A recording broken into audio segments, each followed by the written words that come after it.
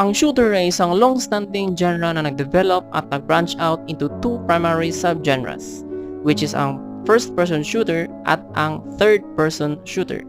Ang kaibahan lang ng dalawang subgenre is yung perspective. Ang FPS ay pinapakita kung ano yung nakikita ng iyong in-game character.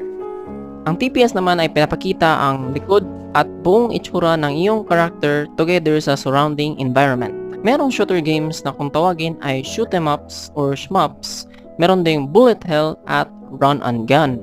Shoot 'em up games ay ang mga games in which yung character mo ay mag-shoot ng ilang mga kalaban while ikaw, yung player, ay mag-try iwasan yung mga bullet. Yung bullet hell naman is medyo same siya sa shmups, pero ang kaiba nila is mas marami kang bullet na iiwasan. Yung run and gun is a shooter game din na may free movement. Dito, pwede ka mag-stop at mag-wait until mapatay mo yung kalaban.